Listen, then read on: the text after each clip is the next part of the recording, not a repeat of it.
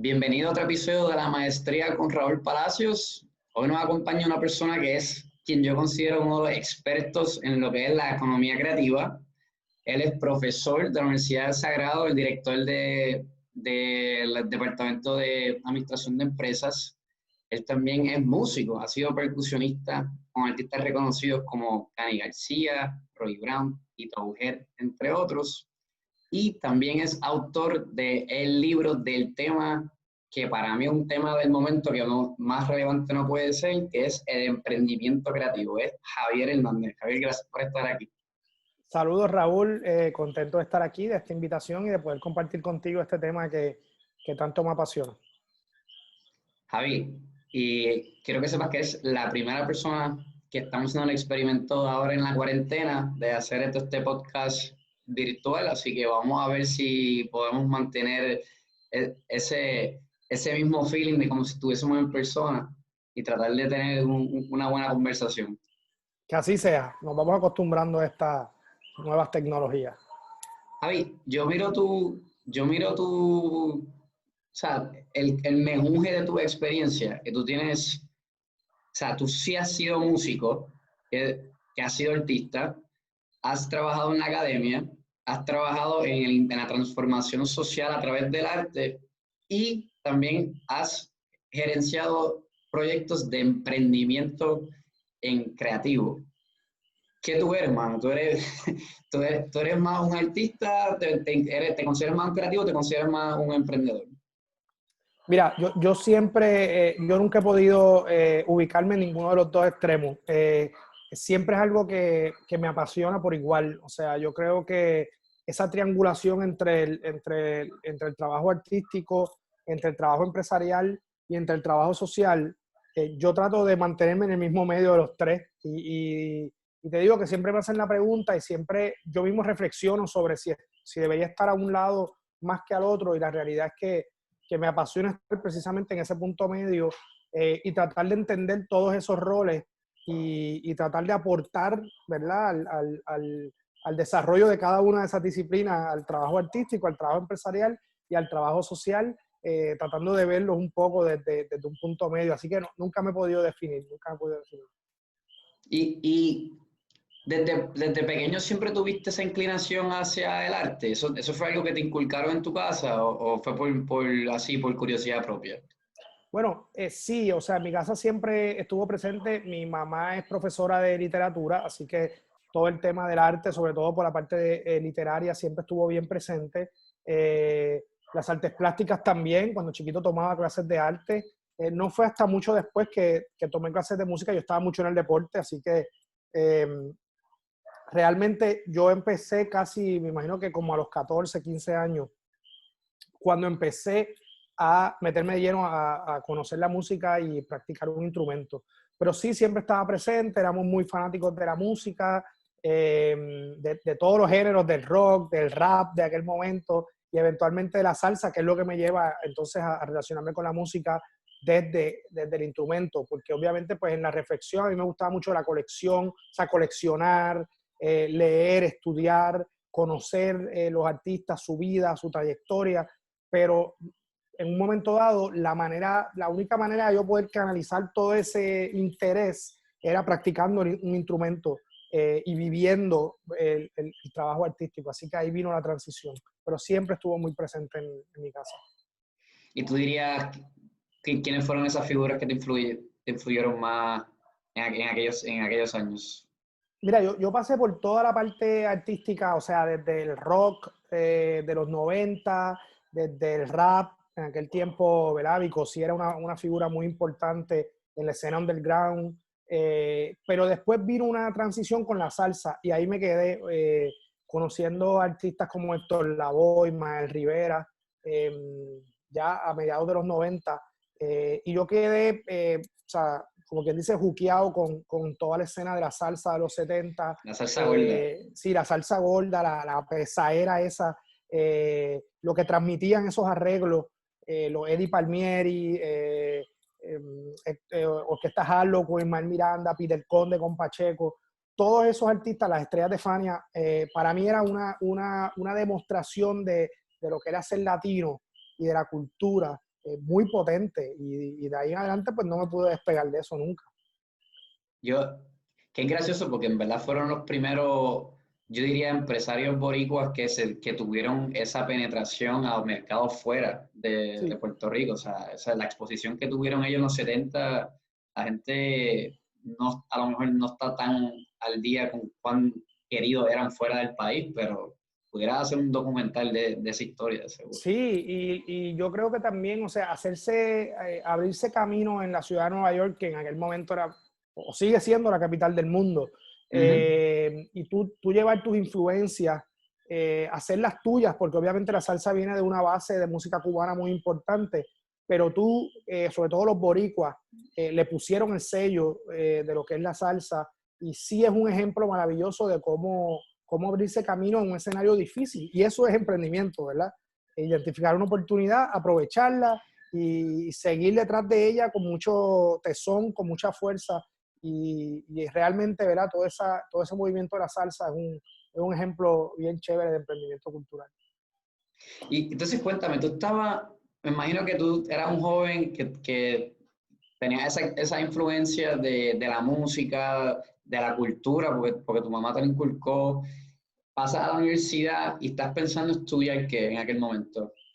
Mira, yo el año 93 falleció Héctor Lavoe, yo me gradué en el 96. Así que ya en ese momento a mí eso fue ¿Te impactó? un escenario que a mí me impactó mucho porque no tenía ningún sentido. No tenía ningún sentido que un artista de la fama, del reconocimiento de Héctor muriera en unas condiciones de pobreza, de abandono, de olvido. Y eso me hizo reflexionar y buscar qué andaba mal en esa industria musical. Y era que evidentemente pues, los artistas no tenían un control de su carrera y que la gente que estaba alrededor, que sí tenía el control de esa carrera, no necesariamente respondía a los mejores intereses de los artistas. Qué interesante. Y eso a mí o sea, me detuvo inclusive de mis intenciones de estudiar música. Y entonces hizo que creciera el interés por la parte empresarial, no para sustituir en aquel momento, sino para yo tener control de mi trabajo musical, para yo tener las herramientas para tener control de ese trabajo musical que yo estaba seguro que iba a hacer. Exacto. En otras palabras, para ver si entiendo lo que la estrategia, lo que estabas pensando, tú querías ser, como quien dice, tu propio manejador y que tuvieses todo el conocimiento necesario para que pudieses verificar obviamente tu estado financiero y que todo a lo mejor corriera como se supone y pudieras mantener cierto tipo de control, ¿verdad? Sí, sí. De las finanzas. Y no solo de mis proyectos, sino de los proyectos en los que yo participara como músico, pues poder aportar no solamente desde la parte musical, sino desde la parte empresarial. Así que ahí como que vino ese dilema de escoger y en aquel momento la decisión fue, pues estudia administración de empresas, que es algo que no vas a estudiar por tu cuenta y la música sí es algo que tú no vas a abandonar, aunque no sea formalmente. Así que la decisión ahí, justo casi al momento de entrar a la universidad, fue seguir por el camino empresarial y mantener de manera, ¿verdad?, autodidacta la parte de la música. Y así lo hice, así lo hice. Qué interesante. Entonces, ¿qué ocurre después? Tú terminas de estudiar y tienes que escoger. Y me encanta que traigas ese tema porque todo el mundo que tiene una inclinación creativa, llegas a un momento que te sientes obligado a escoger porque este mito de que el artista tiene que vivir en condiciones de sufrimiento para ser un buen artista y para ser reconocido, el mito de Starving Artist que nace con Henry Monger, como que eso por décadas, cada vez que tú dices que quieres hacer o ser un artista o seguir una inclinación creativa, la gente te va a decir, no, pero es que te vas a morir de hambre si haces eso. Entonces deberías de por lo menos estudiar otra cosa para que tenga por lo menos un sustento, ¿verdad? Eso fue, me imagino que tuvo que ver en la parte que estudiaste empresas, pero cuando tú sales de la universidad, ¿pudiste balancear la profesión con los guisos musicales? ¿Cómo fue?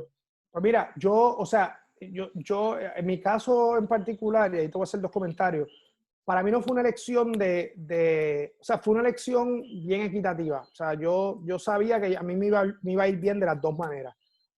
O sea, yo sé que hay mucha gente que escoge otras carreras por miedo al trabajo artístico. Yo estaba seguro que yo iba a vivir bien de la música, yo nunca dudé de eso. ¿Y esa seguridad de dónde Simplemente sale? porque sí, porque yo estaba seguro de que si una persona muy dedicada, muy estudiosa, muy apasionada de lo que hace, y es lo que pienso todavía. O sea, la diferencia en conseguir trabajo, no. Y cuando digo trabajo es hacerse uno sus propias condiciones también. Depende mucho de la pasión que tú tengas para hacer las cosas y la capacidad de planificación, de organización, de estructura, pero también de innovación y creatividad. Así que es una mezcla de cosas. Así que yo siempre estuve claro que yo iba a vivir de la música y iba a vivir bien. Pero simplemente era una cuestión estratégica de adquirir un conocimiento que de manera autodidacta no iba a poder hacer. La parte empresarial, pues de manera autodidacta, pues no lo pensaba tan fácil, a lo mejor lo pude haber hecho. Eso es una cosa. La otra que trae cuando te escucho, que me viene a la mente, es que hoy, en mi época todavía había que escoger una profesión, porque tú ibas a la universidad a estudiar una cosa, ¿no? Hoy mi llamado a los jóvenes es que no tienen que escoger una cosa, pueden escoger más de una, pueden configurar sus propias combinaciones. Ese famoso modelo T, y es un poco el modelo educativo que estamos implantando en la Universidad del Sagrado Corazón. Tú necesitas amplitud y necesitas profundidad en algún área, pero por eso tú vas a ver que cada vez más, y esa es mi aspiración, nosotros ya lo estamos haciendo. Por ejemplo, el balance de créditos de exploración cada vez es más.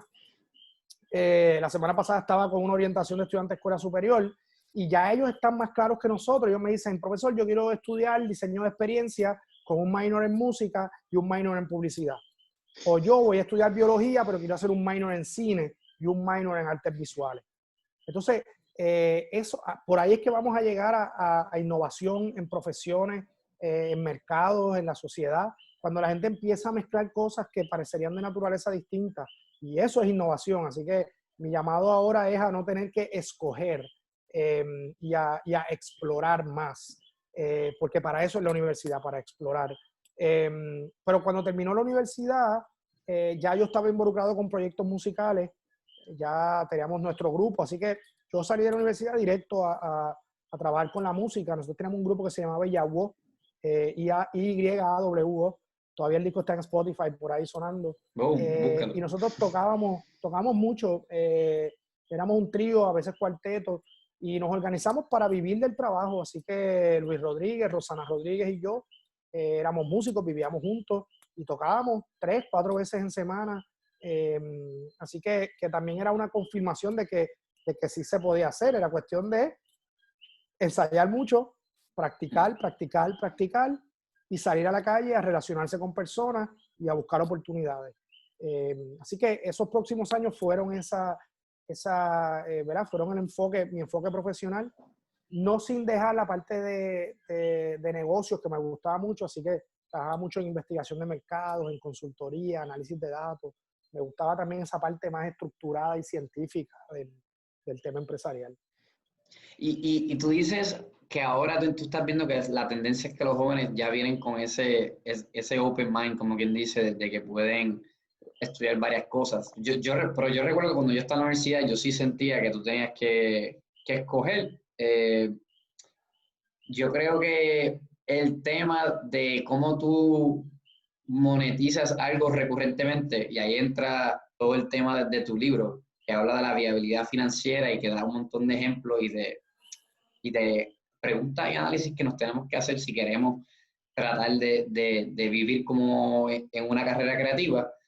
Yo creo que haces un buen trabajo de exponer todos esos puntos, pero para mucha gente que se topan con el miedo de que yo no sé si yo voy a poder vivir de esto, y a lo mejor no sé si yo cuando salga de la universidad voy a poder tener acceso a oportunidades que pueda monetizar desde el día uno. Yo creo que en eso tú lo mencionas también, que no necesariamente eso ocurre cuando sales.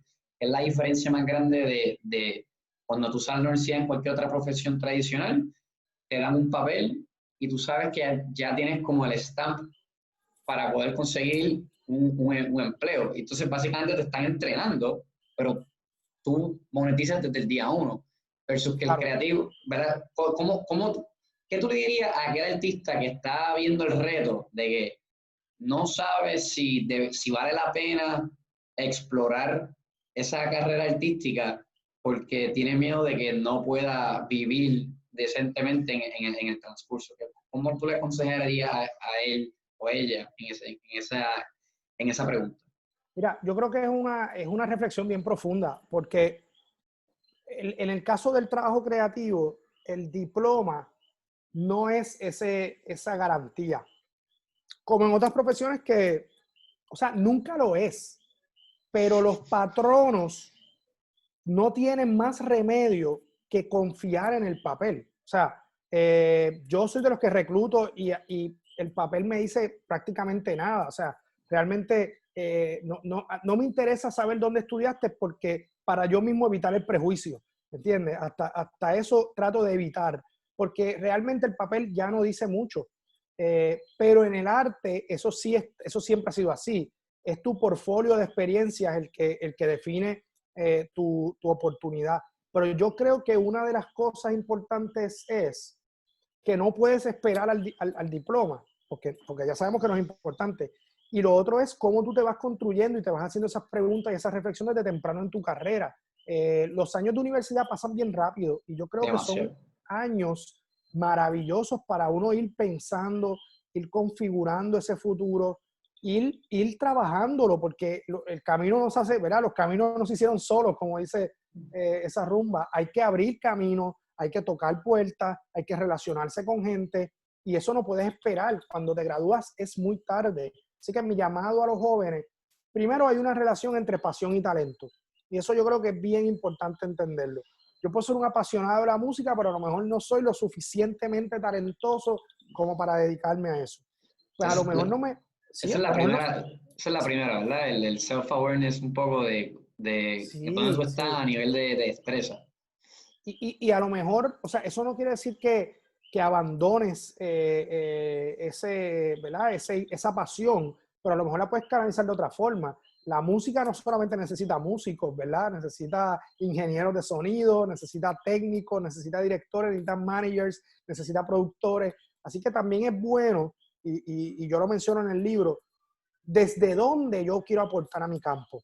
Y eso es una reflexión bien importante. O sea, el ecosistema de la música, de la danza, del diseño gráfico, del diseño de moda, de la arquitectura, de la publicidad, de cualquier profesión creativa, no es una sola profesión, es un ecosistema de profesiones.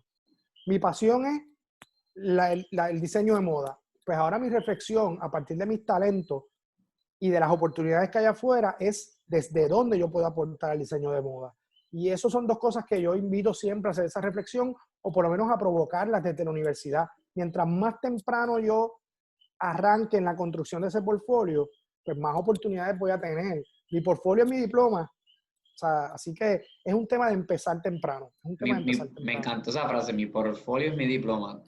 Yo, Sí, que, y yo, oye, parte de lo que yo he tratado aquí con el programa es tocar estos temas que no necesariamente en la universidad te lo enseñan, o sea, o a lo mejor, como fue en mi caso, yo no estudié nada muy creativo, yo estudié contabilidad, yo saqué mi CPA, yo trabajé en una firma grande, he trabajado en empresa privada, he regresado, y en el camino siempre sabía que me gustaba escribir, siempre me gustaban las comunicaciones, había algo que me llamaba, que yo no sé ni cómo tú le llamas a eso, no sé si es intuición, no sé, pero había una vocecita que como que yo no estaba haciéndolo y me sentía mal porque sabía que como no estaba haciendo caso a esa voz.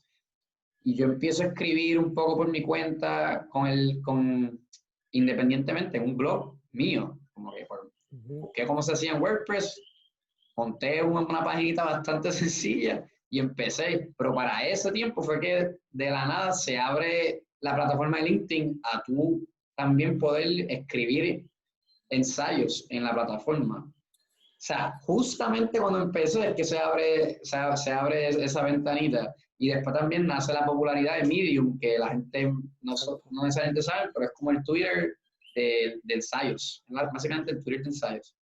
Y, y como me empecé a practicar y a seguir esa curiosidad, es que con el momento que empiezo a hacer relaciones y conozco los editores del Nuevo Día y consigo que empiezan a publicar, ya por lo menos tenía cierto tipo de tracción o cierto tipo de columnas a las que ellos podían mirar antes de que yo me uniera a la plataforma.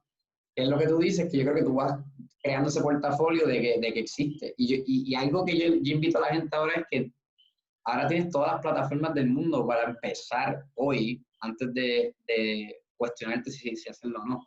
¿Qué tú le dirías a esa persona que te dice, quisiera empezar, pero no sé cómo, no sé cuándo y no sé cuánto tiempo me tarde? Porque la frustración de la gente es que lo quiere para ayer y eso no es el caso para todo el mundo.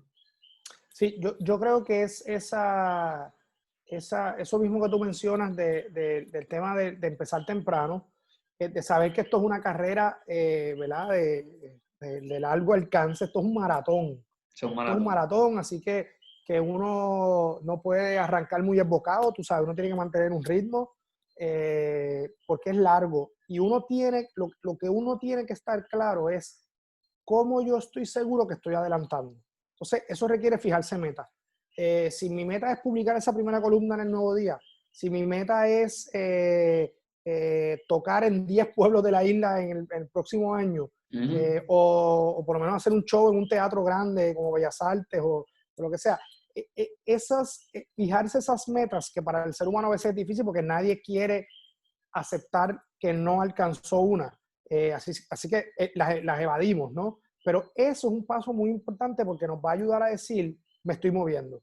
Me estoy moviendo o no me estoy moviendo tan rápido como había pensado, que tengo que acelerar el paso el año que viene. Así que ese tema de fijarse metas es la única manera de tú saber que no estás dando vueltas en el mismo sitio. Y son metas pequeñas, metas chiquitas. Yo con los estudiantes hago ese modelo de qué productos, qué proyectos, qué pares y qué personas debo conocer.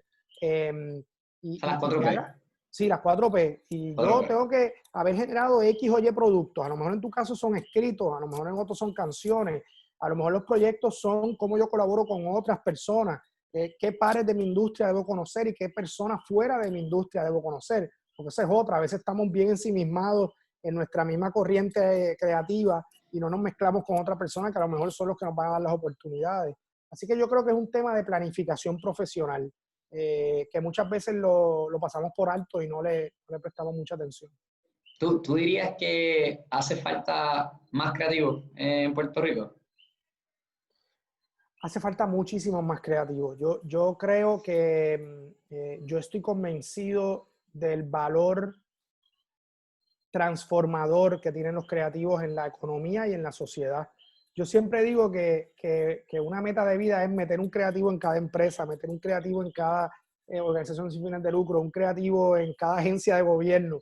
Yo estoy convencido y cuando digo los creativos lo digo en una concepción más amplia, ¿verdad? Desde artistas, diseñadores, creadores de contenido.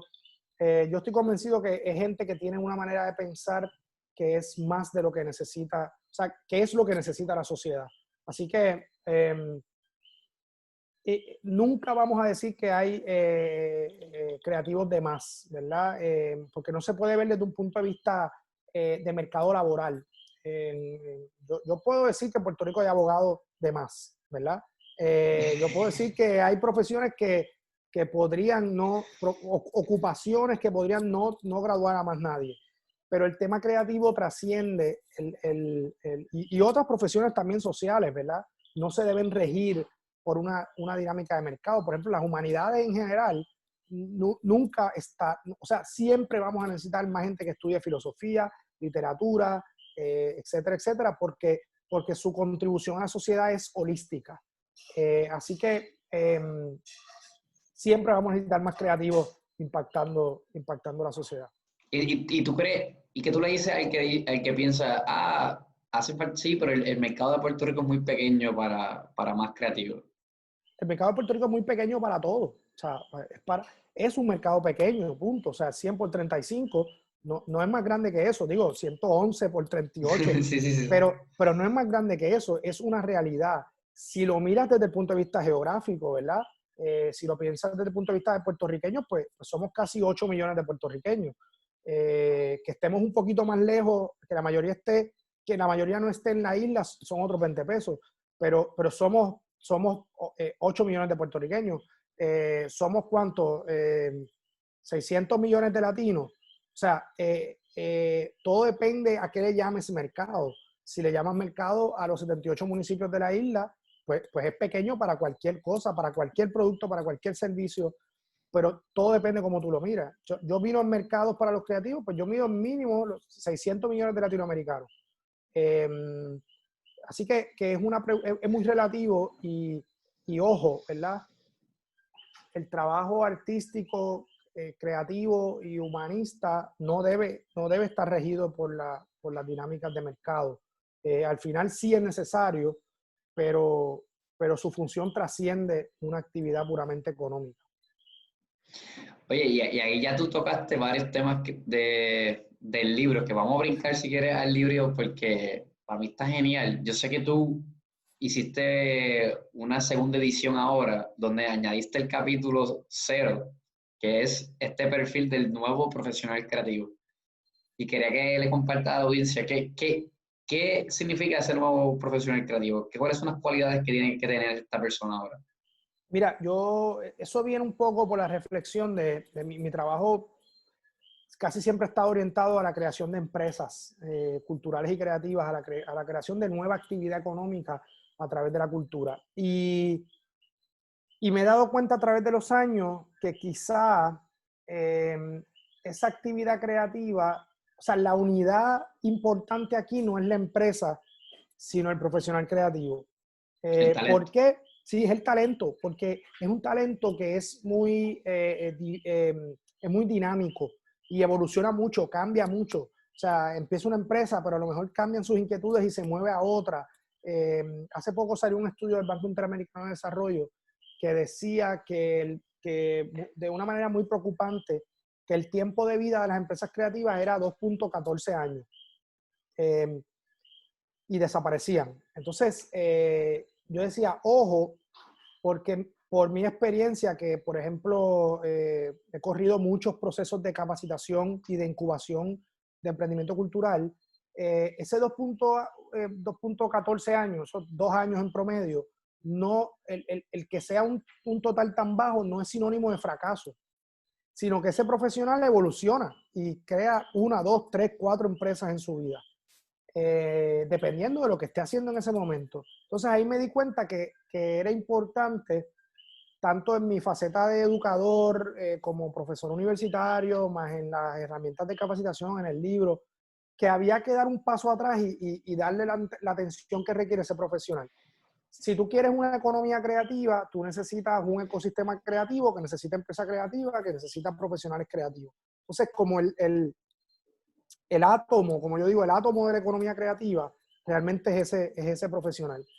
Así que ahí entonces junté varias herramientas que iban dirigidas a pensarse uno como empresa, ¿verdad? Mi misión, mi modelo de negocio, mis elementos de diferenciación profesional, mi plan profesional, que era lo que mencionábamos ahorita de las 4P. Así que es como darle un cariñito al verdadero protagonista. Esa fue la reflexión de ese libro, de esa nueva edición del libro. Y ahí, pero entonces, ahí hay otro debate porque tú estás invitando al artista a que se quite un poco ese sombrero de este creativo que a lo mejor es más al azar, que se deja llevar por la inspiración y la musa y el momento y las emociones. Y lo estás invitando a que sea un poco más analítico, que pueda empezar a ver qué oportunidades realmente hay y cómo él, a través de su talento, o ella, a través de su talento, logra acaparar esa atención y monetizarla, ¿verdad? Tú te diría, ¿qué pasa cuando la gente dice, pero entonces eso no, así no es que yo hago arte, a lo mejor hay artistas que son así como más esporádicos? ¿Tú crees que ese artista también puede ser exitoso con esa mentalidad o tiene que adaptarse a lo que... Sí, o sea, esto es bien importante. Y yo siempre he dicho que la orientación al mercado ocurre después de que tú tienes el producto creativo. O sea, yo nunca le pido a un creativo que cree, valga la redundancia, siguiendo el mercado, respondiendo al mercado. Yo siempre creo que el trabajo artístico tiene que hacerse libremente fuera de las dinámicas del mercado. Ahora, una vez ese trabajo está hecho y concebido, si tú tienes interés en que ese trabajo tenga rendimiento económico para ti, ¿verdad? Porque puedes no tener ese interés y Claro. maravilloso sea, ¿verdad? El arte por el arte. Pero si tú quieres que ese trabajo te ofrezca un rendimiento económico, tú tienes que estar dispuesto a poner ese trabajo en una dinámica de oferta y demanda. Ahí empieza el emprendimiento cultural. No cuando creas, cuando decides poner eso en función de una relación de oferta y demanda. Ahí viene un ejercicio de negociar con el mercado y de batallarnos. El producto artístico no tienes que alterarlo, pero los elementos alrededor, cómo llega el cliente, cómo el cliente lo recibe, cómo el cliente conecta contigo, cuánto paga el cliente por ese producto, eso sí es un ejercicio que tiene que hacerse pensando en oferta y demanda. Pero eso lo decides tú. Eso lo decides tú. O sea, y yo respeto a todo artista que no quiera someterse a esa dinámica. Ahora, eso me trae algo bien importante, que es un debate interno muy importante y por eso trabajo en las dos direcciones. Yo quiero que los artistas vivan de su trabajo y los voy a motivar a que conozcan también la parte empresarial de su trabajo. Ahora, si me preguntas a mí, yo preferiría a los artistas haciendo trabajo creativo y no trabajo empresarial. Yo preferiría que haya otra gente con un perfil ético y responsable y de sensibilidad para encargarse de mover el trabajo de los artistas.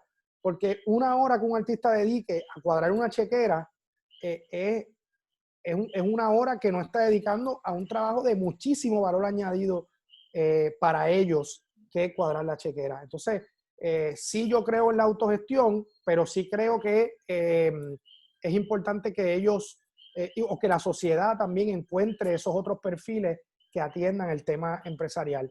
Gestores culturales, gerentes, líderes culturales, y eso es otra misión que tenemos. Eso es otra misión aparte. Formar ese talento que ayuda a los artistas, ¿verdad? Que ayuda a los artistas a crecer.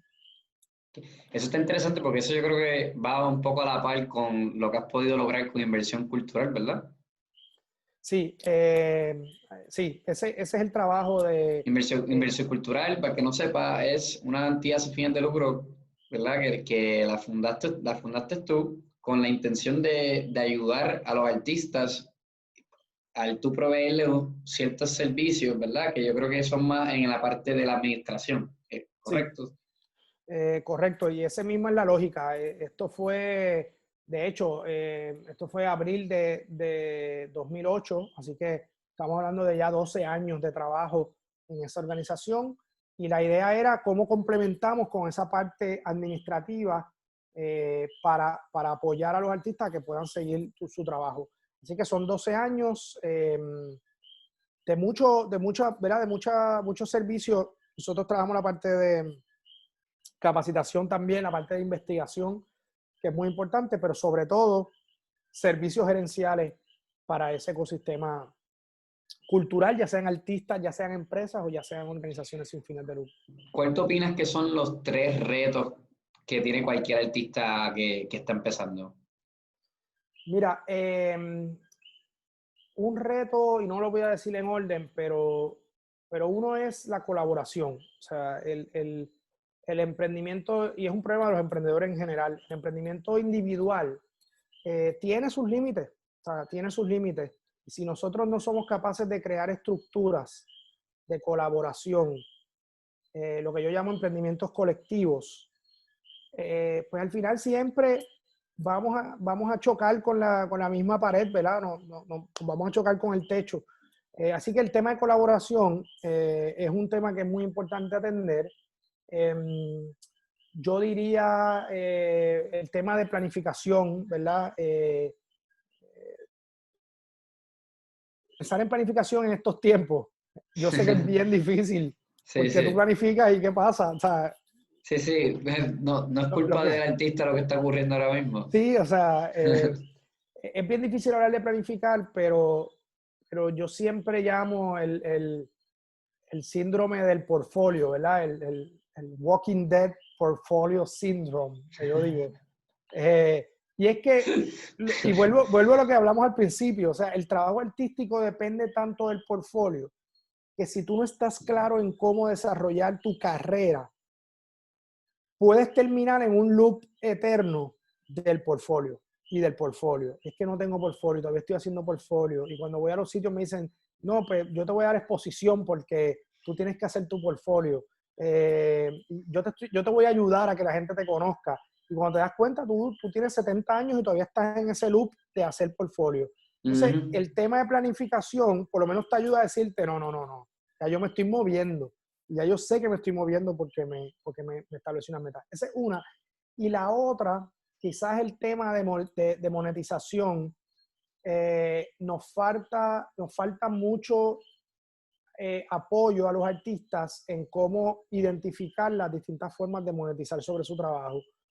Porque evidentemente pues no podemos depender de una sola fuente de ingresos. Y eso es una realidad. El artista probablemente se mueve entre performance, entre contenido digital, entre servicios y productos tangibles, ¿verdad? Yo siempre he usado esos cuatro modelos de negocio. O tú vendes una experiencia, o tú vendes un producto, o tú vendes un servicio, o tú vendes un contenido digital, ¿verdad? Llámase regalías o lo que sea. Así que ese ejercicio de tener eso claro y Pero es un buen explorar. ejercicio, eso es un buen ejercicio que estás diciendo. O sea, acabas de mencionar 4 avenidas que muchas veces el artista piensa que tiene que ser una de ellas Sí, solamente, ¿verdad? Eso, que yo creo que el tema de la monetización es súper importante porque si tú estás dependiendo de ese producto todo el año, y entonces ese producto, por bien, bueno o malo, por más bueno que te pueda ir, a lo mejor no es un producto recurrente, pues entonces el tema completo de la viabilidad financiera del mismo se sigue topando como quien dice, sigue siendo la pared que te sigue encontrando en el camino para tú poder dedicarle más tiempo a desarrollarte como creativo. Así que yo creo que, lo que estás tratando de decir ahí es cómo tú empiezas alrededor de esos modelos crear otros productos donde puedan haber puntos de monetización, ¿no? sí, totalmente. Y hay que pensar también que monetizar toma tiempo. O sea, no es una cosa que pasa de un día para otro. O Eso es sea, real. sí, y es un tema de ir cultivándolo. Volvemos al principio, por eso hay que empezar por eso hay que empezar ya, porque son procesos que toman tiempo. La monetización digital, que es muy fácil decir ahora, pues vino la pandemia, pues todo el mundo a monetizar sobre economía digital. Bueno, no es tan fácil, no pasa de la noche a la mañana. Requiere una consistencia, requiere una trayectoria, pero hay que estar consciente de eso para ir pensando en qué salidas puede tener el producto o servicio que yo propongo. El tema de servicios, ¿verdad? Muchos creativos manejan la parte de servicios educativos con performance, con la venta de un producto tangible, sea merchandising, sea, ¿verdad?, el producto artístico en sí. Y yo creo que esa parte de ir mirando las posibilidades, que requiere un poco pensar fuera de la caja, porque podría ser algo no natural para muchos sectores. Creo que en esa diversificación está el futuro de esos profesionales. Así que esos son los 3 retos más grandes: monetización, colaboración y planificación. Oye, mejor no lo pudiste haber dicho. Y yo le aconsejo, yo te comparto esto, porque este mismo fin de semana yo recibí un mensaje de un muchacho que creo que está estudiando en la UPR en Humanidades. Y me escribe, que yo quiero ser escritor y quiero llegar a ser columnista. ¿Qué hago para ser columnista del Nuevo Día? Y yo digo, bueno, tienes que empezar a escribir primero. O sea, Y ahí, en esa conversación, me doy cuenta que estamos hablando, él no sabía de que existía la plataforma Medium, por ejemplo, que ya él puede ir creando ese banco de contenido. las mismas redes sociales, la gente piensa que son, para alguna gente, una distracción, una gente una pérdida de tiempo. Oye, eso es otro arte en sí, como quien dice, porque eso es tú tener que desarrollar un contenido que inmediatamente tienes una retroalimentación de posibles clientes, de un posible mercado. Sí, y es un tema o sea, un tema de relevancia también, o sea, el tema de relevancia y consistencia, yo creo que son dos conceptos bien importantes para cualquier persona que genera contenido, ¿verdad? Que eso es el trabajo creativo, el trabajador creativo genera contenidos y es un tema de relevancia y consistencia, así que estoy de acuerdo contigo en que la clave es que tú quieres ser escritor, tienes que empezar a escribir, o sea, Tienes que ser parece cantante, obvio.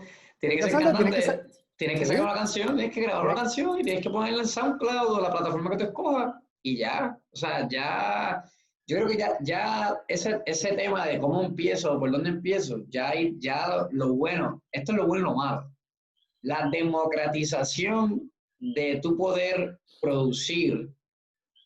Estás viviendo en una era que nunca se ha visto, que ya no hay estos grandes gatekeepers, ¿verdad?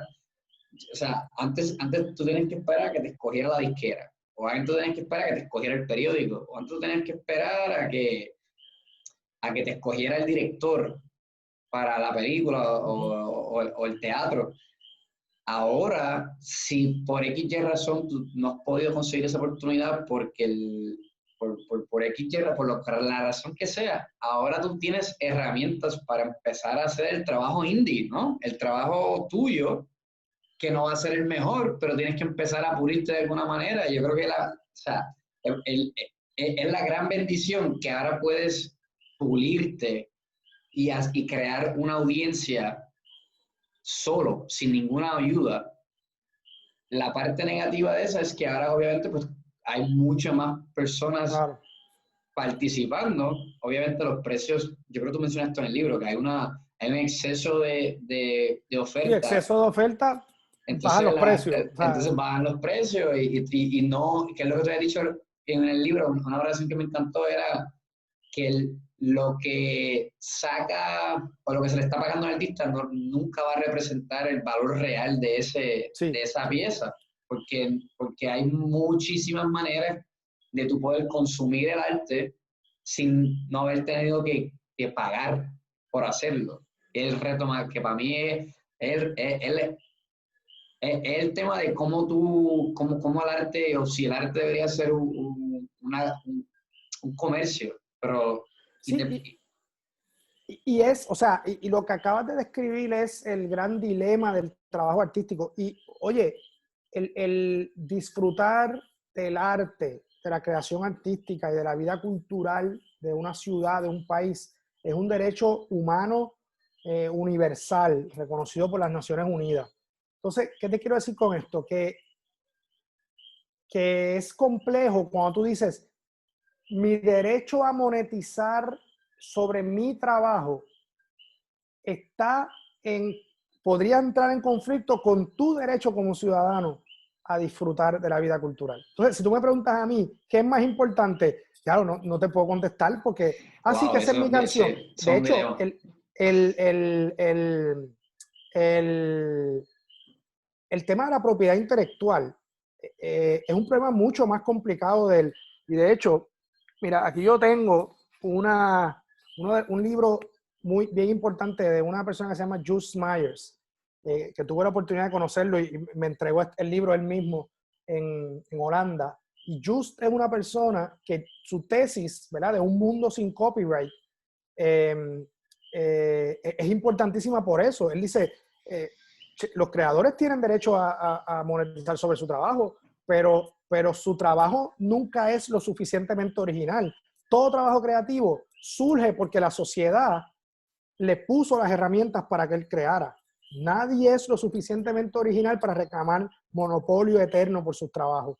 El que la sociedad participe en la cultura es todavía más importante. Y cuando tú lo escuchas, tú dices, anda, espérate, o sea, Anda, no es tan tiene un fácil, punto. ¿verdad? Yo creo Tiene que un tiene un punto, punto, tiene un tiene un punto. punto.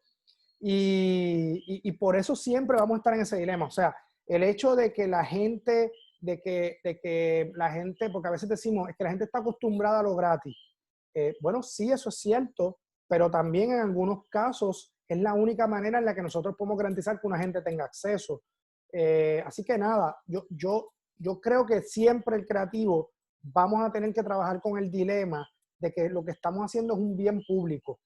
Y lo que estamos haciendo, además de bien público, es un derecho universal. Así que eso lamentablemente nos va a poner en un escenario siempre de conflicto, y que eso es lo que trae la justificación de la intervención del Estado. O sea, yo por más emprendimiento que promueva y autogestión, el Estado, los gobiernos tienen un derecho irrenunciable con el trabajo cultural, precisamente porque el rol del gobierno es intervenir para compensar esas ineficiencias del mercado, ¿verdad? Y por eso el gobierno tiene un deber de aportar a la vida cultural y creativa de un país. Así que, ¿verdad? Siempre aclaro esto porque una cosa no quita la otra. No, que no debemos depender del gobierno. Sí, o sea, no, pero eso no quiere decir que no garanticemos y no estemos constantemente buscando que el gobierno cumpla con su rol. Eso no exime Ese al rol gobierno. siempre. Eso no exime al gobierno. Eso no exime al gobierno, Eso no exime al gobierno de poder subsanar esas ineficiencias del mercado. Totalmente. Porque tú sabes lo gracioso que hay mucha crítica de que obviamente con la transformación digital que estamos viviendo se están perdiendo muchos empleos que antes existían. Antes, hace 20 años existía una clase media mucho más desarrollada, o sea, con salarios mucho más altos, y Puerto Rico, con la farmacéutica, vivimos muy bien de eso por muchos años. Sí. Muchos de esos empleos han desaparecido. Esa clase media cada vez se está desapareciendo más. Pero en el trabajo creativo, esa clase media a veces ni existe. Es un survival of the fittest en términos de los market dynamics del trabajo creativo. Hay 100 artistas, esto no se ve mucho en la música, que son las personas que acaparan casi el 90% del mercado, y entonces el resto de los artistas abajo están tratando de llegar a ese punto. Sí, y por eso también es importante entender estos perfiles laborales, lo que tú mencionas, o sea, esto es, ¿verdad? 10% genera el 90% de las ganancias, y el 90% de los artistas genera el 10% de las ganancias. Eso sí es un problema también de una ineficiencia. Eso es lo que llaman la teoría del superstar, ¿verdad? De Rosen, una teoría de los 80. Y también, bueno, el tema de la dificultad, ¿verdad? Y de que unos pocos siempre van a tener unos rendimientos sobre el promedio. De hecho, esa misma teoría del superstar lo que dice es que como hay gente que lo logra, fíjate cómo lo plantea este economista, él observa desde afuera, los artistas sobreestiman sus posibilidades de éxito porque ven a artistas exitosos. Si no fuera por esos artistas exitosos, serían más realistas y no lo intentarían. Es como una forma de verlo bastante curiosa. Pero sí hay mira, déjame darte dos datos que estamos cocinando ahora mismo en un informe que vamos a publicar en la próxima semana. Se estima que en Puerto Rico hay cerca, la última vez que hicimos el estudio con datos de 2008 a 2012, habían cerca de 20,000, ahora se estima que hay cerca de 25,000, así que han aumentado. Siempre la clase creativa es 3 veces más propensa al trabajo por cuenta propia, al autoempleo y a la autogestión que el resto del mercado laboral. Se mantiene en las artes es casi el 45%, en la ocupación creativa, en las industrias creativas en general es como el 36%, cuando es solamente 12% en el resto del mercado. Tienen una preparación mayor que el resto del mercado laboral y tienen ingreso promedio menor. Así que es una realidad, que es un trabajo complejo, y muchas veces escenarios de precariedad, empleos múltiples. Una cosa bien interesante del trabajo creativo, siempre me ha estado bien curioso porque lo he vivido, y es bueno cuando tú ves que una teoría te explica lo que tú por naturaleza haces. Lo que llaman el arts pool, y dicen que lo que plantea esa teoría es que el artista o el creativo prefiere mantenerse en escenarios de flexibilidad laboral para hacerse disponible, para estar disponible cuando surjan proyectos de su interés. Así que a lo mejor yo consigo un trabajo asalariado que me ofrecieron y yo digo, no, mejor no lo quiero, déjame quedarme como freelance, aunque me gane menos, porque cuando me caigan los quisos estos de X o Y trabajo, yo quiero hacerlo. Y si cojo este trabajo full time, no voy a estar disponible. O sea, me gusta estar en el pool de creativos disponibles. Y es, pues, un comportamiento. Otro comportamiento es que el creativo tiende a autosubsidiar su trabajo, ¿verdad? Con otras ocupaciones. Definitivamente. Así que son dinámicas que son distintas a las del resto del mercado laboral, y hay que bregar con ellas, ¿verdad? Hay que tratar de todo el tiempo. Por eso también los datos son tan importantes para saber que al final todas las acciones que estamos haciendo desde las sin fines de lucro, desde el gobierno, desde la academia, al final queremos que mejoren la vida de los creativos. O sea, así que sí, es complejo, es complejo. Como dicen por ahí, la vida del creativo es dura, pero las demás no son vida. Así que eso es Me gusta, me gusta, me gusta la cita. Oye, es duro.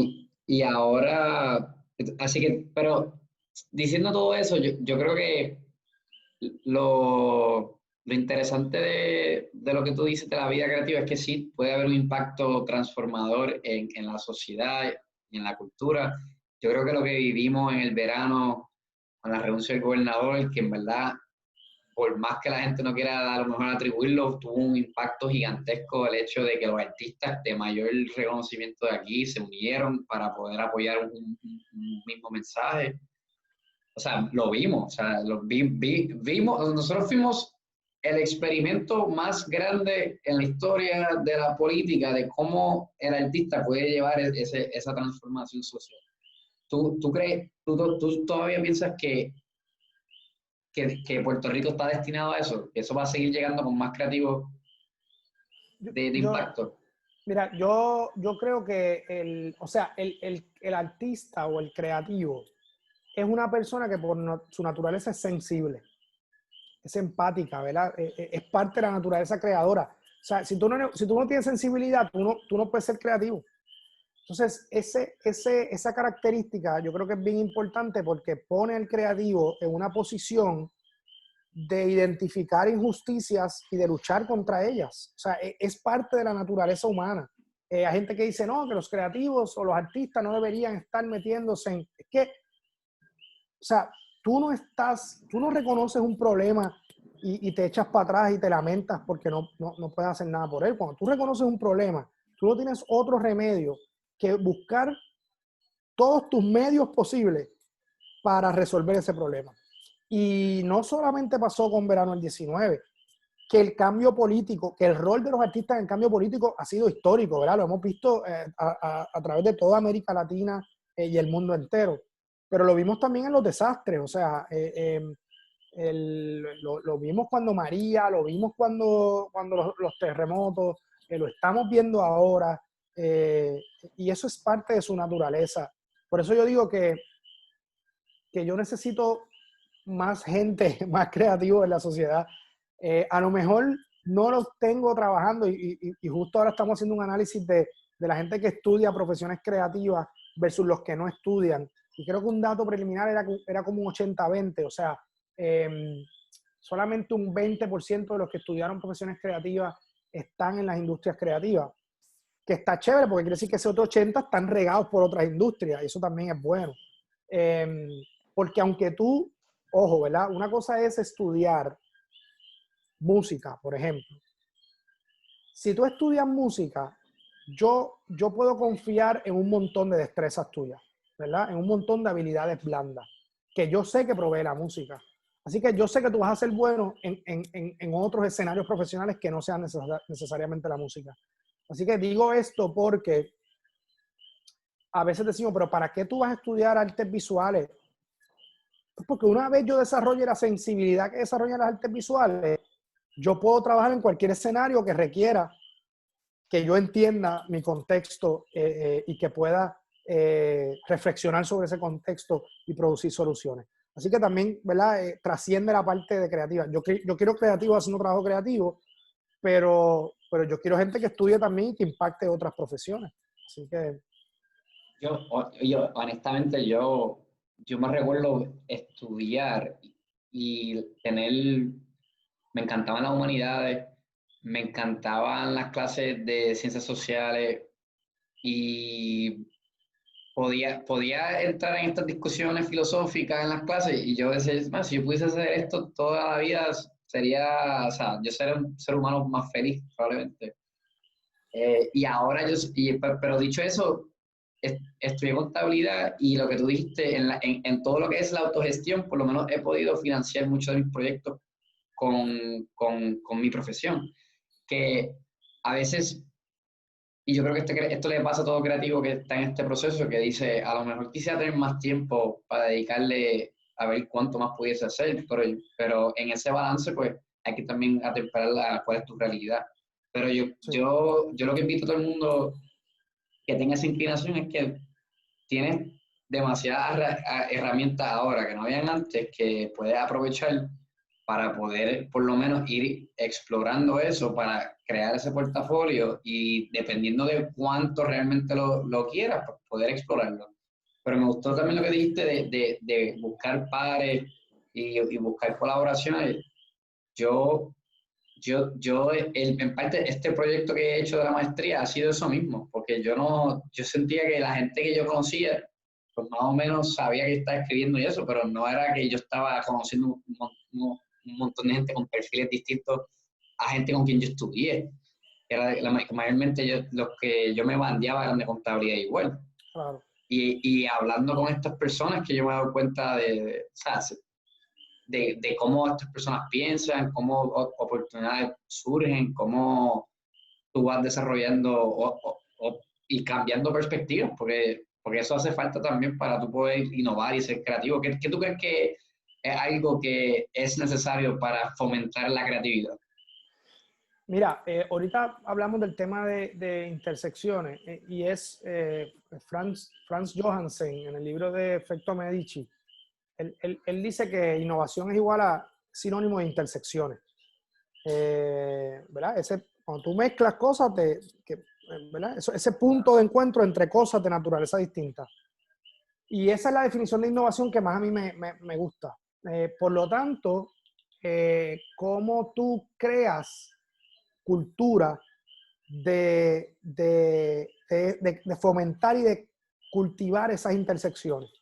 Y eso puede ser tu círculo de amistades. O sea, yo creo que uno de los errores de la universidad como institución es que todavía está configurada alrededor de disciplinas. Entonces tú terminas un bachillerato y a lo mejor cogiste unos cursos de educación general con otra gente, pero después estás 3 de los 4 años encerrado con la misma gente que piensa igual que tú, que está estudiando lo mismo que tú. Entonces, ese tema de esa fertilización cruzada, ¿verdad? El cross-pollination ese que hay que provocar, hay que empezarlo desde las universidades, porque no están hechas así. Así que, qué sé yo lo trato de hacer con la lectura, por ejemplo. Yo trato de leer muchas cosas distintas a la vez, ¿verdad? No leo sistemáticamente, era un libro, otro libro, otro libro. Digo, dame con un poquito aquí, un poquito de este otro tema, y al final eso está todo el tiempo maquinando, ¿verdad? Así que entre gente, entre educación, entre experiencias, ¿verdad? Cómo uno se expone a proyectos donde no sean mis destrezas las principales que necesita ese proyecto. Mientras uno provoque esos escenarios de intersección, ahí va a haber creatividad e innovación. O sea, eso te lo tengo seguro. Y los libros te lo creo, porque estamos mirando tu librero, se ve Ahí bastante vamos, voluminoso.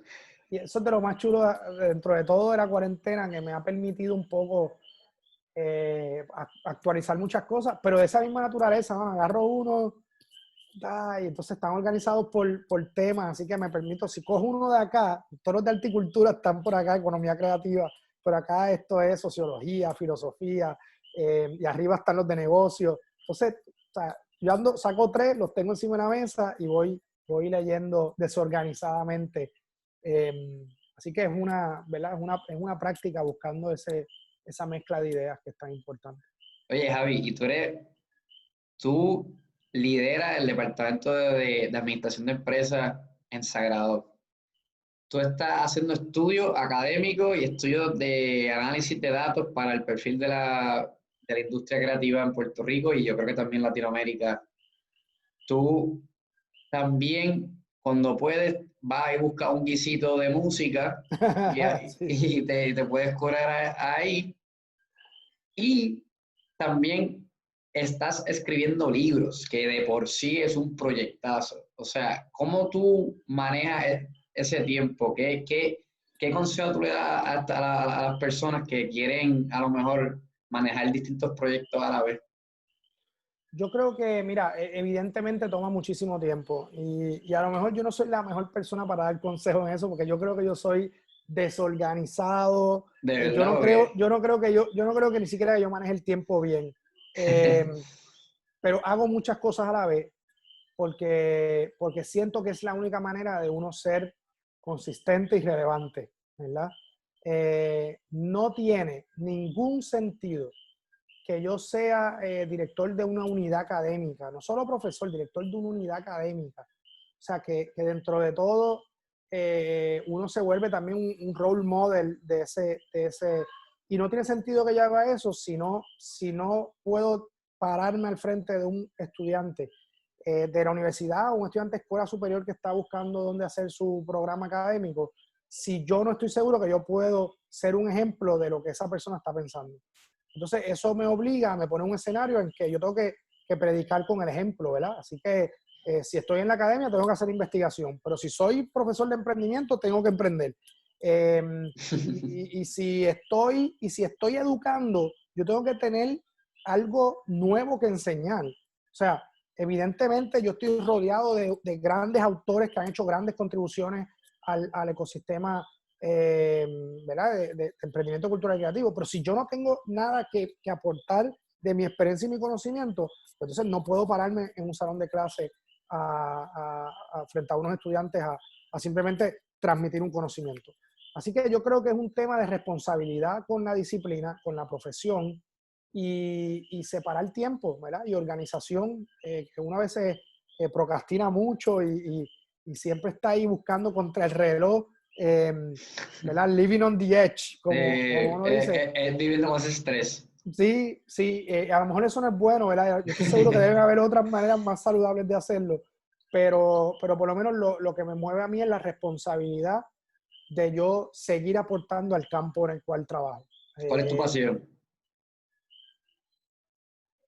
o sea, el trabajo creativo, o sea, yo tengo un respeto tan grande por los artistas y por el trabajo que hacen, que, que yo tengo la responsabilidad eterna de seguir mejorando las condiciones en las cuales ellos viven y se desarrollan.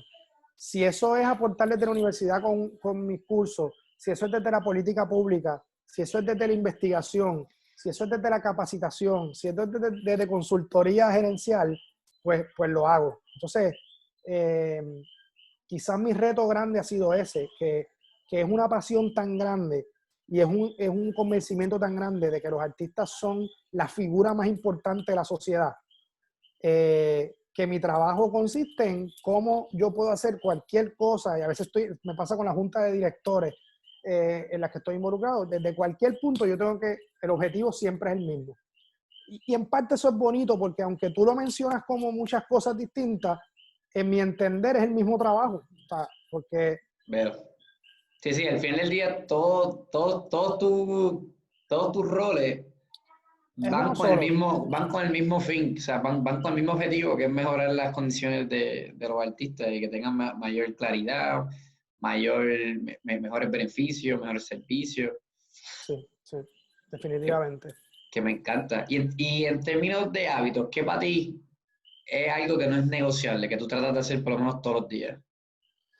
Mira, pues obviamente la lectura es bien importante y por lo general algún momento de ocio puro. O sea, y cuando digo ocio puro es no hacer absolutamente nada.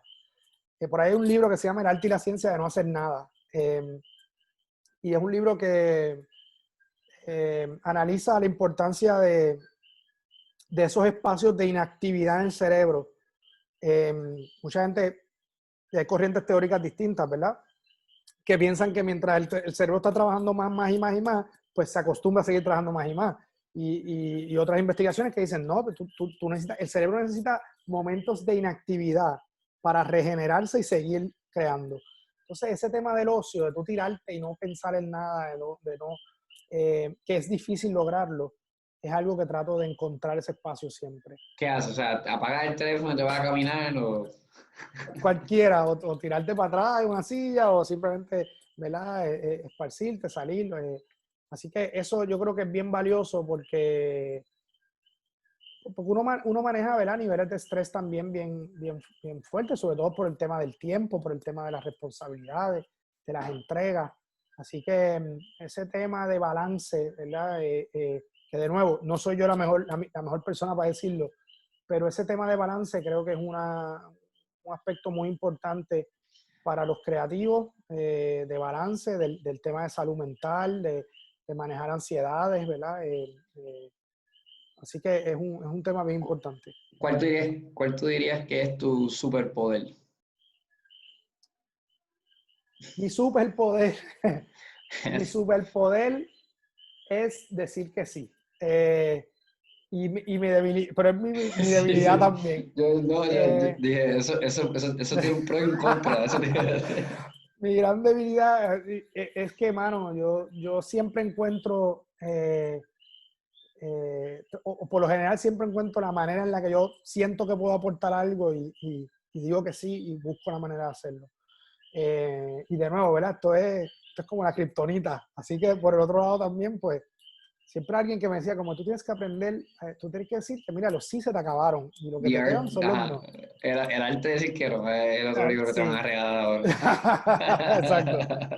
Pero creo que siempre, bueno, trato de encontrar un espacio en el que yo pueda aportar. Entonces, pues eso es bien bonito porque o sea, a veces la gente busca tu ayuda para algo y lo obvio sería decir que no porque no tienes tiempo, porque tienes muchas cosas y la gente lo sabe, pero si tú logras, mano, cada vez que yo logro decir que sí y encuentro ese espacio para decir que sí, siento que es como chévere porque si te lo pidieron es porque lo necesitan.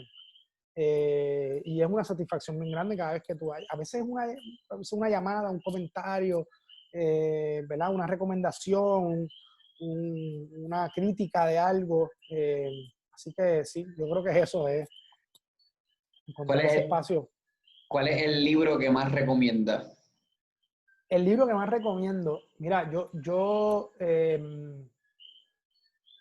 soy un fanático increíble de Rayuela, de Julio Cortázar. Y lo tengo, aquí atrás están todas las ediciones que tengo en idiomas. Yo no solamente me gusta la novela, sino me gusta coleccionar las ediciones del libro. Lo tengo en alemán, en portugués, en inglés, en español. Qué interesante. Y es un libro que dentro de todo eh, es el resultado de un autor que decidió construirse sus propias reglas, que siempre decidió ir más allá, que lo entrega todo en cada trabajo y en esa novela más aún. Así que un autor sea capaz de construir sus propias posibilidades y sus propias reglas, y cambiar generaciones, porque cada generación que se enfrenta a Rayuela recibe el mismo elemento transformador que cuando surgió, ¿verdad? En el 63, si no me equivoco. Así que es un libro que pasan los años desde la primera vez que me enfrenté a él, hace quizás 20 años, y es un libro que yo abro y en cualquier página y leo un capítulo, lo cierro y lo vuelvo a poner. A veces lo leo en portugués y no entiendo nada de lo que dicen, pero como tengo la memoria en español, pues un poco recreo lo que estoy leyendo. Así que es un libro, ¿verdad? Fascinante para mí. ¿Y qué tú quisieras ver más? ¿Qué tú crees que hace falta más? Que a lo mejor, o sea, yo sé que tú estás mucho en la fibra de cómo se apoya al artista en el proceso creativo y en la industria creativa, pero ¿qué tú crees que hace falta? ¿Qué hace?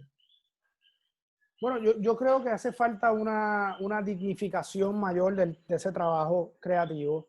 Yo creo que el ciudadano común no necesariamente está consciente de su interacción con el trabajo creativo y con la frecuencia y riqueza que está involucrado con el trabajo creativo diariamente, en múltiples ocasiones diariamente. Entonces, a mí me gustaría que la gente estuviese más consciente del trabajo artístico y de lo que representa para su vida. Lo mucho que interactúa y lo importante que tienen esas interacciones. Si la ciudadanía estuviese más consciente del trabajo creativo, poco a poco cambiarían muchas condiciones. Como muchas veces, como pasa con muchos, hay cosas que damos por sentado. Nosotros nos levantamos, sacamos el teléfono, leemos el periódico, un par de artículos, prendemos música, vamos por ahí, después llegamos, vemos Netflix, durante el día estamos caminando por oficinas, viendo cuadros, saliendo a la calle, viendo murales, tenemos un libro en la mesita de noche que cogemos de vez en cuando. Todo esto ocurre, interactuamos con publicidad y diseño gráfico todo el tiempo, estamos siempre con piezas de moda, entonces es tan natural que se hace muchas veces invisible. Si la gente dijera como, wow, creatividad, creatividad, creatividad, creatividad, creatividad, ese tema de observar más allá de mirar, eh, ayudaría mucho, no solamente en temas económicos, sino en reconocimiento de lo que es el trabajo artístico y lo que hay detrás de ese trabajo artístico, creativo, artesanal, etcétera. Más sensibilidad para entender lo que normalmente hacemos y disfrutamos. Y tú te preguntaría, ¿cuál es para ti? Esta pregunta se la hago a casi todo el mundo cuando ya estamos por acabar el episodio. ¿Qué para ti es la definición de éxito? Wow, éxito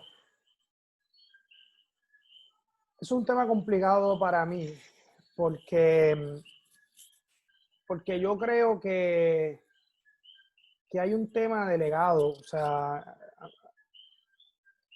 uno tiene que, y esto es complejo porque a veces uno se autoimpone cosas innecesariamente, pero al final uno tiene que dejar algo, ¿verdad? Y cuando digo algo, no digo cuando uno se muera, digo cuando uno termine algo.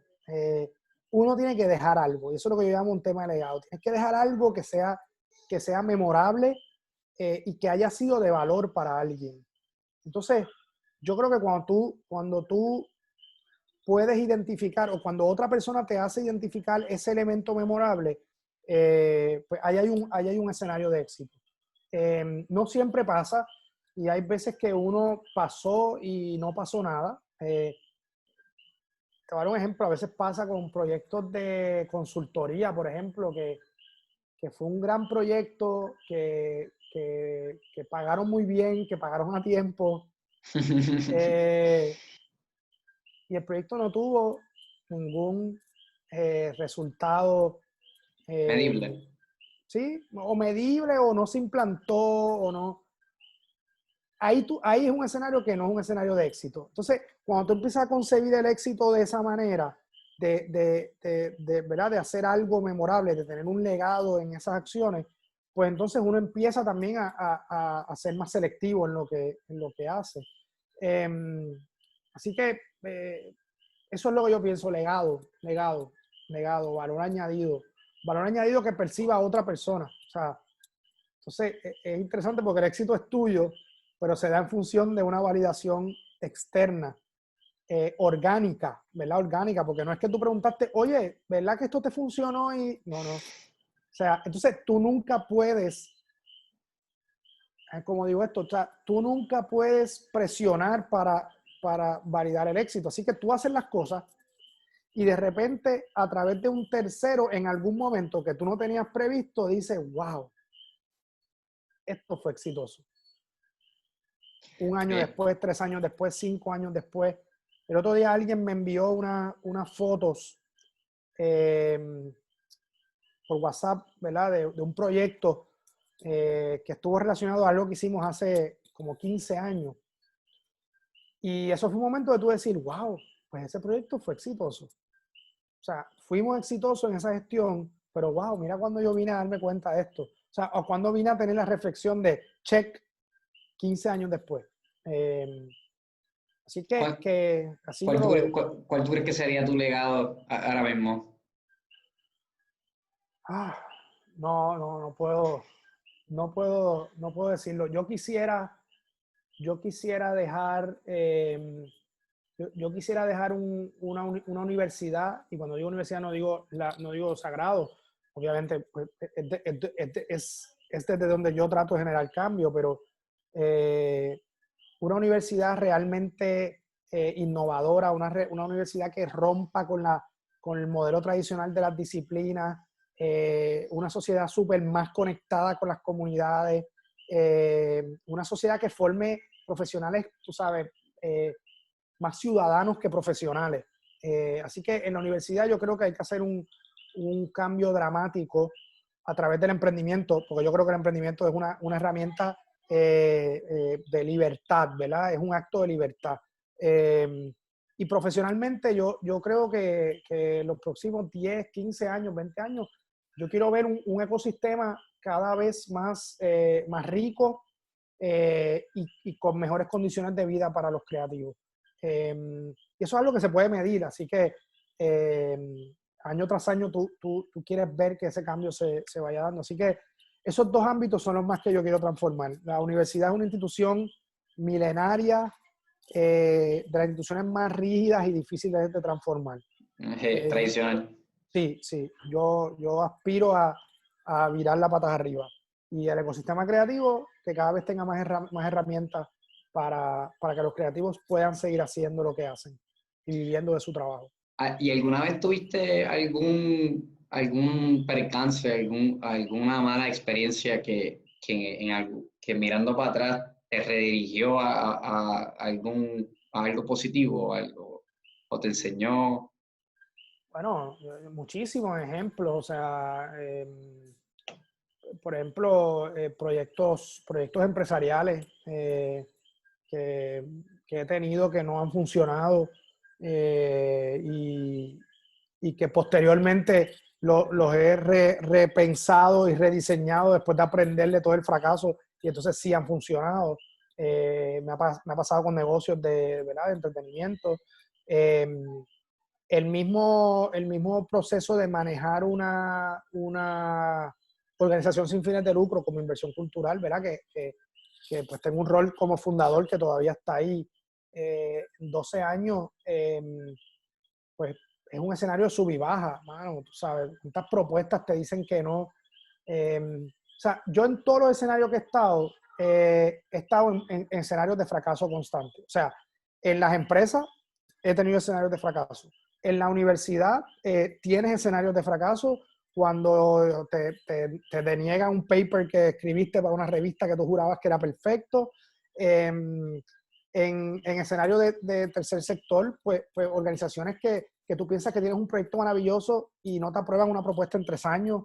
Y musicalmente, pues cuando te dicen que no, ¿verdad? Que tu propuesta no fue aceptada, que tu auspicio no fue aceptado. Así que constantemente lo que he aprendido después, porque no lo he aprendido en el momento, si no sería un mamey. Lo que aprende, con el tiempo te das cuenta que aquella experiencia de fracaso es lo que está nutriendo esta experiencia que sí está saliendo bien, ¿verdad? O algunas que tú esperas que salgan bien en el futuro. Así que el tema del fracaso, ¿verdad? Que es parte del proceso de aprendizaje, ha sido una constante en todos los ámbitos. O sea, y vivo con eso, ¿verdad? Porque es parte del proceso. Oye, ¿y qué serían, y con esto podemos concluir? Yo creo que ha sido de los episodios que más yo he tomado mis notitas personales así Qué para bueno, qué bueno. uno.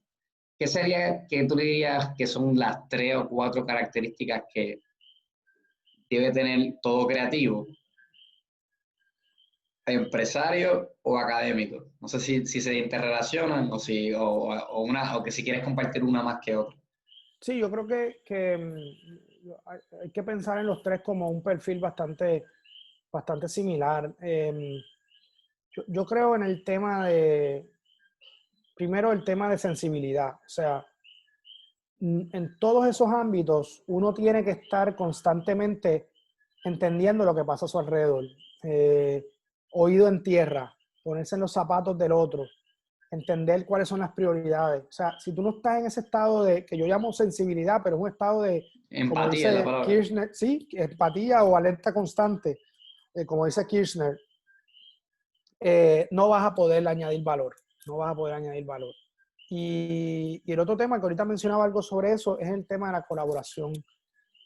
Todavía a nosotros nos cuesta mucho, parecería que es como seres humanos, porque no es de una sola colaborar y darse cuenta que, ¿verdad? Que personas con problemas comunes pueden resolver esos problemas de manera colaborativa. Así que ese tema de la colaboración yo creo que es importante. Exponernos a la colaboración no es fácil, pero de la otra manera es casi imposible. Así que empatía, colaboración y también un tema de riesgo, ¿verdad? Y ese tema de riesgo yo lo asociaría con una cuarta, que es el tema de imaginación. Eh, Nosotros venimos a veces de entornos muy científicos, ¿verdad? En el arte, que tiene su propia destreza, su técnica, en la academia, ¿verdad? Que tiene su rigurosidad y sus metodologías, o en el emprendimiento, que tiene sus procesos. Y eso no nos expone a imaginar, ¿verdad? Futuros distintos. Eh, y el poder de la imaginación yo creo que es fundamental para nosotros poder asumir riesgos y romper con las cosas como se hacen. Hay un libro que se llama No es natural, de Marqués, Jean Vincent Marqués, si no me equivoco.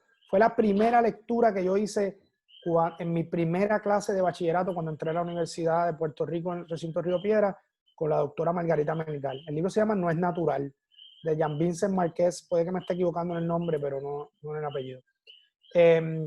Y, y uno de los capítulos comienza diciendo casi todo podría ser de otra manera. Y yo empiezo, si tú miras la parte de atrás del libro, dice hay que atreverse a hacer las cosas de otra manera. Y hay un capítulo, de hecho, en Rayuela, que es el capítulo 147, que habla de eso, ¿verdad? Hay que abrir de par en par las ventanas y tirarlo todo por la ventana y tirarse uno mismo por la ventana, ¿verdad? Y ser la muerte o salir volando. Y así que no es natural, casi todo podría ser de otra manera. Capítulo 147 de Rayuela, cuando termines de escuchar esto, búsquelo y léalo, es un párrafo solamente. Es ese escenario de imaginación y de asumir riesgos. De lo contrario, pues vamos a poder hacer cambios menores en lo que tenemos, pero no vamos a, el muñequito no lo vamos a romper y armarlo de nuevo. Y evidentemente vivimos en una sociedad donde hemos reconocido que hay mucho que hay que romper y armarlo de nuevo. Así que imaginación, empatía, colaboración En y las 3. tolerancia al riesgo. Sí. Y tolerancia al riesgo. Pues, Javi, te quiero dar las gracias por esa clase majestuosa del emprendimiento creativo. Yo a veces quisiera ver más ejemplos, ¿verdad? Por ejemplo, en mi caso, quisiera ver más autores boricuas y conocer estos autores boricuas que a lo mejor están viviendo esa, de esos servicios alrededor de lo que conocen. Yo creo que tú eres un ejemplo de eso. O sea, que vende el servicio de lo que dice el libro, que das presentaciones y eso, así que te tengo que felicitar por ser un ejemplo para aquellos autores que quisieran tener un modelo a seguir. Te quisiera dar el espacio ahora para, si quieres compartir qué trabajo estás trabajando ahora actualmente, que está en el pipeline, que a lo mejor quisieras dar un preview para la audiencia. ¿De qué esperar? Mira, ese tema estoy haciendo un par de cosas, estoy escribiendo, tratando de, ¿verdad?, de escribir un par de cosas. Una es elaborar ese capítulo 0, me parece que en sí tiene su propia identidad y... Ese capítulo 0, te digo desde ahora, puede ser un libro por él solo. Sí, y fíjate, mira dónde viene esto. Iba a ser un libro solo que yo comencé a escribir. Y en un momento dado dije, la manera más rápido de yo poner esto afuera es incluyéndolo en la edición del libro. Así que Okay. un poco en esa misma reflexión del emprendimiento, de trabajar rápido, de no esperar que estén todos los muñequitos montados, yo dije, tengo dos opciones. O me siento a esperar que termine el libro del profesional creativo, o simplemente lo pongo allá afuera desde ahora, aunque después lo siga desarrollando. Así que ese tema, ¿verdad?, ese preview que está ahí, pues va a tener su propia evolución. Estoy trabajando algo, quiero trabajar algo sobre Taller C, y me gusta esa pregunta porque ahora lo digo y tengo que hacerlo. Taller C fue una cooperativa cultural que yo administré entre 2005 y 2009 y fue un ecosistema bien, bien chévere, de donde salieron muchos proyectos culturales maravillosos. Ahora en octubre 1 se cumplen 15 años de ese proyecto y me gustaría escribir una reflexión sobre ese trabajo y cómo ¿verdad?, esas raíces siguen por ahí en otros proyectos. Yo tengo un trabajo que está disponible en podcast y en la página de sagrado.tv que se llama Hackers, y fueron 42 entrevistas con profesionales que yo entendía que eran innovadores. Así que quiero escribir algo sobre el perfil del hacker social, ¿verdad? El hacker que agarra algo que cree que no está funcionando como debería y lo transforma. Esa es mi definición de hacker. Así que tengo esos 42 episodios por ahí esperando un análisis. Y el último, que creo que es bien importante y probablemente sea el primero, hace poco perdimos un colega de la industria creativa, su nombre es Esteban Lima. Él fue productor de cine muy importante, diseñador de iluminación, jefe de producción de muchísimos artistas.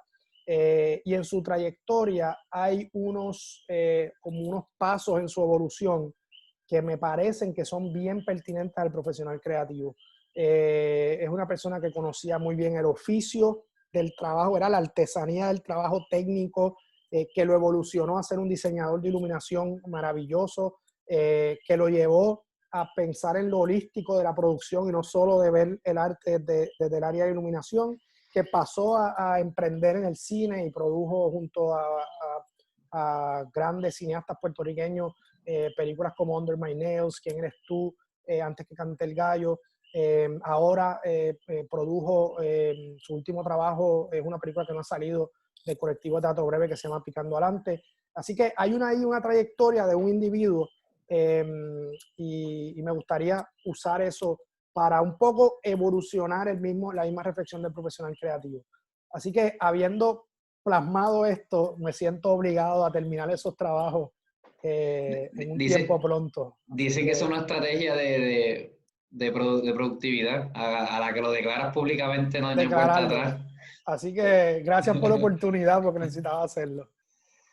Okay. Bueno, pues Javi, te doy las gracias por haber participado del programa. Yo creo que es un tema que cada vez hay que darle más luz. Yo te voy a compartir antes de que comenzara el programa en otra ocasión, porque esta es la segunda vez que intentamos hacer el programa, porque la internet no me ayudó el viernes. Exacto. Pero cuando yo empecé a preguntarle a la gente, ¿dónde está el tema? Porque en Puerto Rico el ecosistema empresarial ha mejorado muchísimo desde que yo me gradué, por ejemplo. Yo llevo 10 años fuera de la universidad y en esos 10 años llegó Parallel 18. O sea, Imprende ha cogido una fuerza muy, muy, muy grande, también una influencia muy grande. También Enterprise y todo lo que hace ahí Guayacán también. O sea, y ahora están haciendo Kiva como una opción de financiamiento de préstamos sin interés, que pueden también hacérselo a artistas. Todo eso están haciendo, pero que el tema que estamos discutiendo tú y yo de cómo el artista empieza a monetizar y empieza a tener unas condiciones favorables para producir, cómo esa persona se orienta, cómo se bandea y cuáles son los pasos para eventualmente tener una segunda carrera o una segunda línea de ingresos que vaya más a la par con el arte, no existe para mí en Puerto Rico. Sí, mira. Y eso es algo que yo creo que tu trabajo hace mucho, o sea, hace una falta increíble. Yo creo que esto lo pudiésemos hasta expandir a más eventos y más charlas y más conferencias del tema. Mira, déjame, eso es algo que hace falta, pero me siento contento de que se han dado unos pasos afirmativos bien importantes. Un ejemplo, Sagrado tiene el proyecto Nuestro Barrio, que es un proyecto muy importante para la comunidad creativa en Santurce, que incluye la CEPA, que es un proyecto de formación de emprendedores creativos. Hay una iniciativa bien interesante que se llama Free Puerto Rico. Ahí está Daliana Alvarado trabajando con freelancers. El Fondo Flamboyant para las Artes, que se creó a partir de la presentación de Hamilton en Puerto Rico, viene financiando un montón de proyectos culturales en la isla. Enterprise, que es una competencia de planes de negocio, ahora tiene un premio únicamente para arte y cultura. Eso lo vi. Entonces creo que todavía nos falta mucho, pero nosotros en inversión trabajamos un proyecto en colaboración con Foundation por Puerto Rico para incorporar el tema creativo dentro de la economía del visitante. Así que me da mucha satisfacción que se han empezado a gestar algunas cosas. Los pasos están ahí. Sí, hay que seguir conectando y provocando, ¿verdad?, ese junte para que eso entonces tenga un crecimiento exponencial. Yo estoy confiado que eso es lo que va a pasar en los próximos años. Sí, que a mí Mayra Santos en una entrevista fue que me dijo que el artista es el relacionista público del país, realmente. Sí, eso así. mismo. Y yo creo que si empezamos a conversar eso más y a mirar al artista con ese perfil, a lo mejor podemos hacer lo mismo que hemos podido hacer para los empresarios, que yo creo que en los últimos 10 años le hemos dado un ecosistema que no existía, de eso empezar a hacer lo mismo, pero para toda esta industria de freelancers y de personas creativas que en todo caso no es este enfoque de manejar un equipo, sino cómo este talento se desarrolla en la autogestión y cómo tiene las condiciones favorables para poder crear y tener puntos de venta más accesibles. Totalmente de acuerdo contigo y espero que así sea y te felicito porque tú estás haciendo una aportación importante desde este tipo de plataformas, visibilizando el trabajo, ¿verdad? No el mío, no solo el mío, sino los de otra gente con la que has compartido, que me parece que tienen unas experiencias maravillosas que compartir. Así que te agradezco mucho no solamente por tu trabajo creativo y porque llevas tiempo también poniendo allá afuera a través de tus plataformas escritas la importancia del trabajo creativo, sino por este tipo de plataformas que van a ser de gran apoyo para jóvenes, profesionales y ciudadanía en general. Así que te lo agradezco. Pues gracias, Javi, que puedas descansar. Yo sé que tienes que atender a tus dos gemelitas allí, ¿sí? De seguro. No te quito más tiempo. Yo quiero que sepan que si lo quieren seguir, puedes decir cuál es tu Instagram para que te sigan en las redes. Javi Hernández, sin la Z. Me consiguen en Twitter, en Instagram, en Facebook. Consiguen las plataformas de emprendimiento creativo y de inversión cultural, así que ahí en confianza. El libro está en Kindle, por si acaso, que lo pueden comprar tanto físico como Amazon, digital. En todas las librerías en Puerto Rico cuando se acabe la pandemia. Y en la página de Emprendimiento Creativo, a través de la página de Emprendimiento Creativo pueden encontrar recursos gratuitos. El podcast de Emprendimiento Creativo está en iTunes y en Stitcher. Pueden encontrar ahí un episodio para cada uno de los capítulos, así que si no tienes acceso al libro, no te gusta leer, pues lo puedes escuchar, un resumen que hago de cada capítulo, así que siempre tratando de poner la mayor cantidad de herramientas allá afuera, así que en confianza nos conectamos y colaboramos en lo que podamos. Pues ahí están, corillo. Aquí, gracias. Javier Hernández, gracias. Que sigamos colaborando entonces en el futuro. Así será.